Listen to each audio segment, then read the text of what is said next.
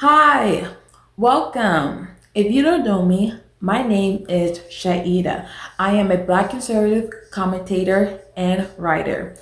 And this is my podcast where I discuss relevant issues surrounding people, society, culture, and politics. And today I'm going to be talking about the events that took place on September 11th, 2001. I was just a baby at the time when horrific events took place. Even though I was most likely the least impacted by what took place on September 11th, I when I got older when I was in school, I learned about the events and people around me would talk about what happened and what their days were like during and even after September 11th. September 11th has always shook me, especially going back now, even when I will look at the video footage of the planes crashing into the twin towers and the horrific scenes that took place in New York City. I always find it in my heart to pray for the people who suffered that day, and not only that, who continuously suffer because of the events taken that day. America and the world lost nearly 3,000 lives that day. And people are still dying because of the impact. And before I get started, I want to share a scripture. In today's passage, you can find it in John 15. And it says here in verse 12, it says, "My command is this: love each other as I have loved you."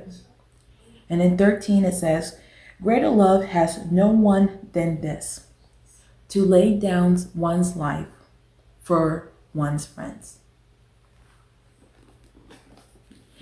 And on September 11th, a lot of brave people, including police officers, firefighters, flight attendants, and even strangers, laid down their lives for fellow Americans.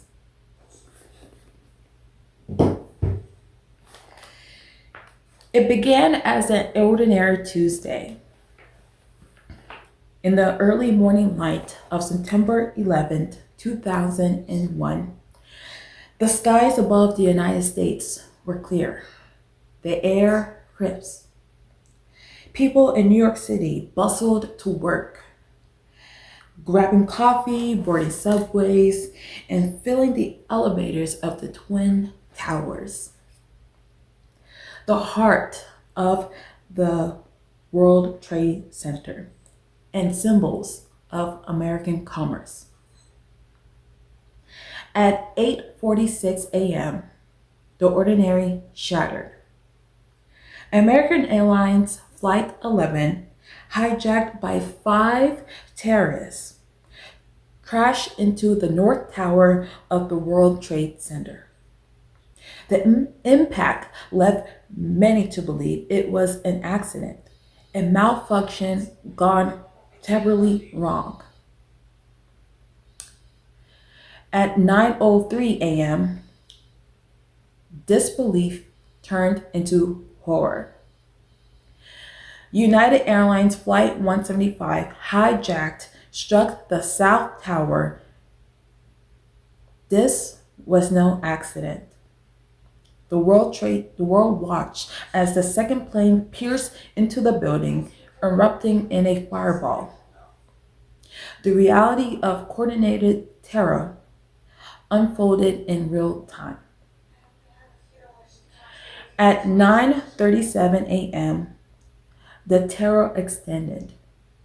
American Airlines Flight 77 smashed into the western side of the Pentagon, the seat of the United States military power, the heart of defense burning. At 9:59 a.m., Back in New York City, the South Tower, ablazed, collapsed. A monstrous roar of steel and dust swallowing the city streets. People ran as ash chased them like a storm. At 10:03 a.m., after learning about the recent attacks, passengers aboard United Airlines Flight 93 fought back against the hijackers. These passengers included Todd Beamer and Mark Benham, refusing to be pawns in another terrorist operation. Their resistance forced the hijackers to crash the plane into a field in Shanksville, Pennsylvania. Everyone on board died. Many more lives were saved because of their bravery. At 10:28, the North Tower of the World Trade Center collapsed.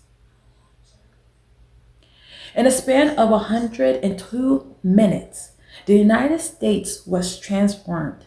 Nearly 3,000 people killed, including firefighters, police officers, flight attendants, soldiers, children, and neighbors from over 90 countries. In the rubble and smoke, the nation entered a new era. 9/11 was a turning point, not only in American history, but also in the history of the world. In the following days, the world stood still. The United States grieved, rallied together, and searched through the wreckage for survivors. Through the terror, there was courage. In the darkest moments, the best of humanity still burned bright.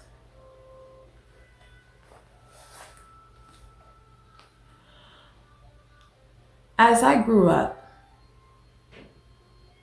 I feel that every year on the anniversary of September 11th, I want to share the stories of those who were impacted by those who are gone, and those who are still alive and are still struck by the terrors of that day. Because we cannot afford to forget. As the younger generation come in, some of them don't even know what 9/11 is or the importance of it.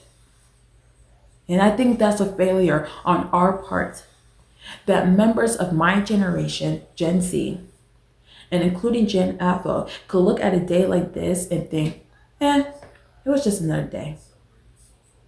No, it wasn't. Not by a long shot. What can we learn from 9/11? Well, it is very clear that the United States of America is a beacon of hope for the world. No other nation could have rebuilt itself like America had, especially after the events that took place. As neighbors and fellow Americans, we must demand that the government give us answers for how they contributed to the events of 9/11. Yes, I personally believe that the government played a hand on 9/11. I shared this in a previous episode titled the American Government is Crooked or something like that. I'll share like the thumbnail here just so you can go back and watch that video. And I believe that the American government did play a hand in 9/11. And to this day, they're still holding secrets from us from what they knew. I believe that the Bush administration knew something was going to happen previously, because that man was way too calm as a cucumber when it was whispered in his ear that the World Trade Center was initially attacked. So yeah, I think it's time that even though it's been over 20 years, I still think we must continue to demand answers because too many families have been hurt, too many families have been shattered. And even though it's been over 20 years, there are people still dying because of the impact from that day. The dust and the toxins that were in the air is what is still killing people.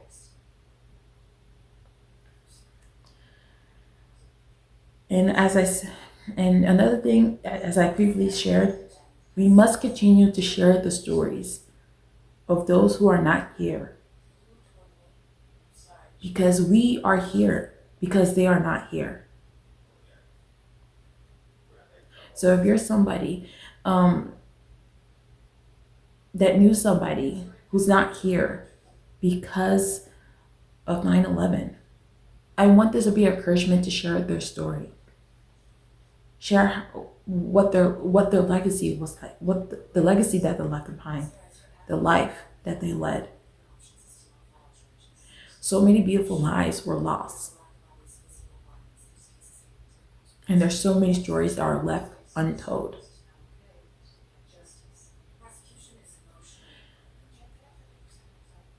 That's all I got to share.